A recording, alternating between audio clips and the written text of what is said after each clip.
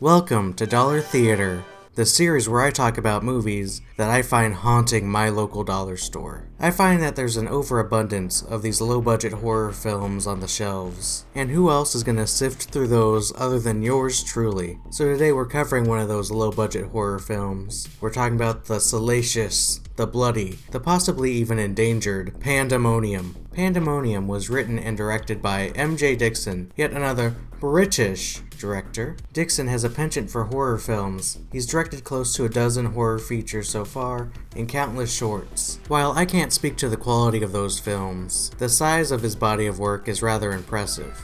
All of his films have been produced by Micho Productions, where Dixon sits as the managing director. And surprisingly, Micho has a game development arm as well, with a few video game spin-offs of Dixon's movies. There are 2 Pandamonium games, one for Pandamonium itself, and another for the upcoming sequel to Pandamonium, Pandamonium Incorporated. While being a prolific film director, Dixon also designs, directs, and does the art design for his video game tie-ins. Normally this is where I jump into the film, but I've never picked up one of these movies that had a game tie-in. I'm a little surprised that a small budget movie like this has video game tie-ins. It's the first I've ever seen. Like I said earlier, there are 2 games in this franchise, and the short review is, I don't think either one is particularly good. Also, sorry for the poor quality on the recording. Anytime I would enter full screen, it would look like this.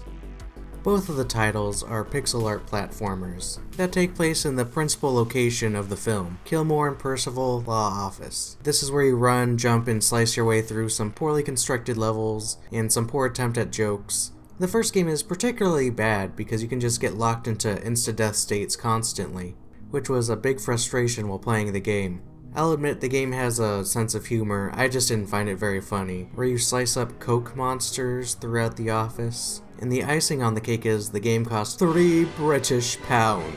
And when you convert that to a meaningful currency, that's about 4 good old US American dollars.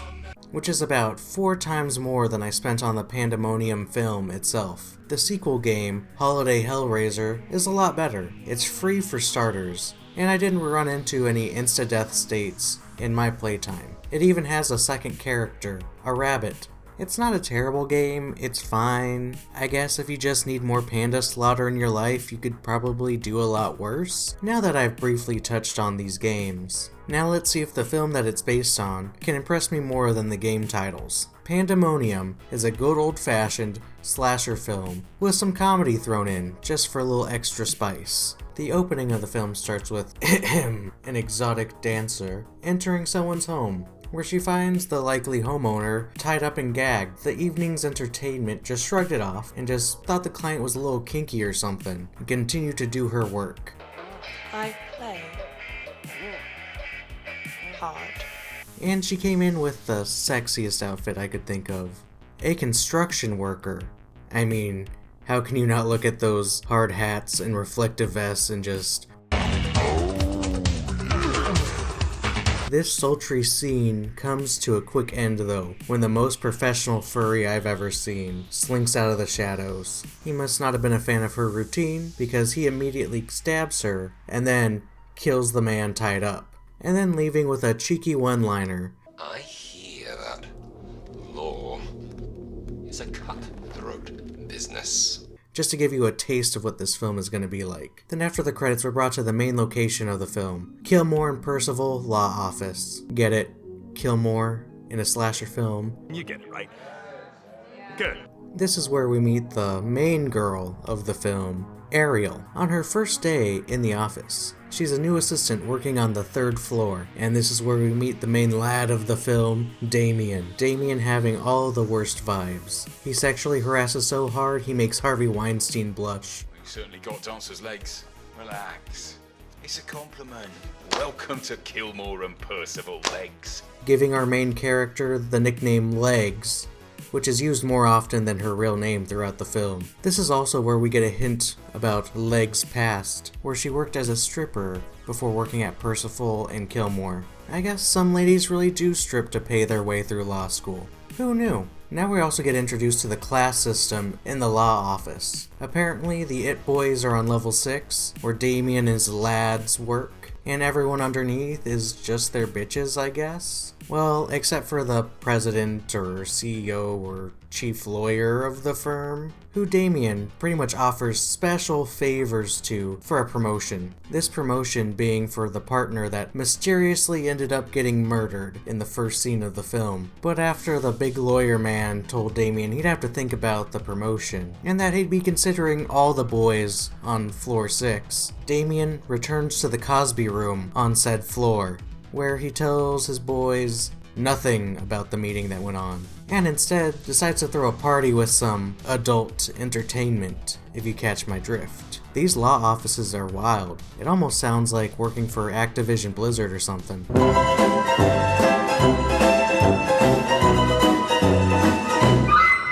Oh yeah, and I forgot to mention that there's also a love interest for our main girl, Sam, or whatever her name was. I think his name was Denny. He's kind of a wet blanket, and he works on floor 6 and is the only one that's not a raging misogynist. And that's about all of his personality quirks. The night rolls on, and once most everyone leaves the law office, my favorite character, Security Steve, locks the place down so the boys on floor 6 can party. But unbeknownst to them, our girl Ariel stayed behind late on her first day to file away some extra folders with her coworker, Carol. Shut your cake, Carol, and get back to work! Probably the thirstiest woman I've ever seen. Hi, Mr. Hawk.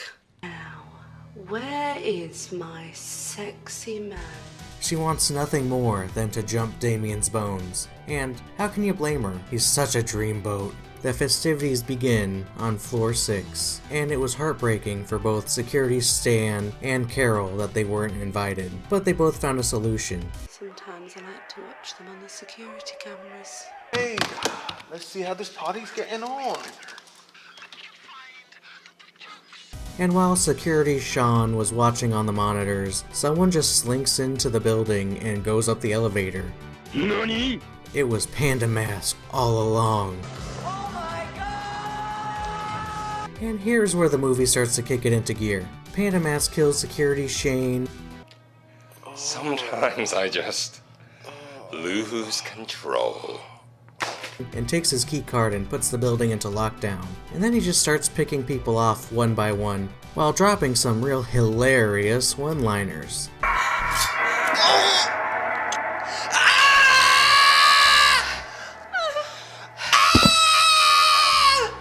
My fingers! Aren't you dreamy? Can I get your digits? And the kills are fine. Nothing too crazy, but you could tell that they had fun with it and did what they could. There's even one kill that left our furry friend speechless for once.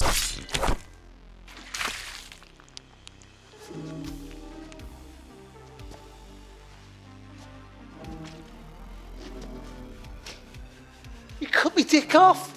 And I have to censor it quite a bit because it's not very YouTube friendly. Oh yeah, and somewhere along the way, Legs runs into her old co-workers up on floor 6. This meaning Damien can sexually harass her harder. And then Denny is like, it doesn't matter to me that you used to be a stripper, I still love you, ooh woo. And then the film keeps marching on. But then after a majority of the cast gets carved up like Christmas dinner, we find out who the mastermind of everything was. It was our boy, Damien. He hired the Panda Mask to kill all the competition so he could be the one that gets the promotion. Which I feel like there's a big flaw there that like if everyone around him died and he was the only one left to, take the promotion, wouldn't someone see through that? Sorry, I was doing some thinking. I shouldn't be doing that during this film. And once Damien gives away his master plan, Panda Mask just turns on him and stabs him to death. Then he just hunts down the remainder of the cast. Legs, a wet blanket disguising himself as a love interest, and a stripper in a culturally insensitive outfit.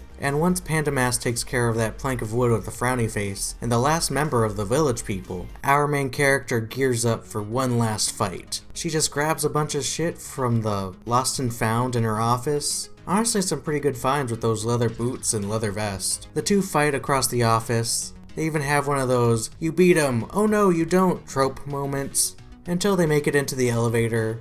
She outwits him, and finally makes it to the bottom floor, where daylight breaks and it looks like the cleaning crew is gonna have a really bad day coming in. and as the cleaning ladies walk in, Samantha turns around and looks to see that Panda Mask is gone. And then, that's it. The end. Haha, gotcha! You didn't expect this movie to have a post-credits scene, did you? Well, this is where we find out that Miss Village People and the Panda Mask were in cahoots, and this is where we get the title drop for the upcoming sequel, Pandamonium Incorporated. Cool.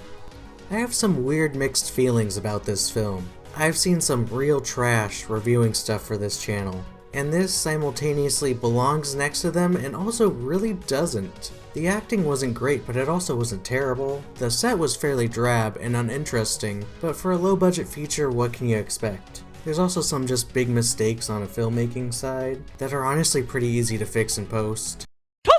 But I could tell the actors had some fun making this film. While most of the humor in this movie didn't really land, it did make me laugh or chuckle a couple of times. You said come as a sexy cowgirl. We meant the Wild West. I think it really leaned into being its low-budget, C-tier horror film, and I really can't hate them for that. So for my score, I think I'm gonna give it 5 smelly panda fursuits out of 10. Normally I give 5 to something that's kind of unremarkable, neither good nor bad, usually kind of forgettable, but this one kind of hits a 5 because it has an equal balance of fun and just complete trash. If you want a really bad horror film to watch with your friends, to have a few drinks and other substances with, you can really pick out a worse film than this one. Thank you so much for watching. If you enjoyed the video, hit like, subscribe, and hopefully I'll see you in the next one.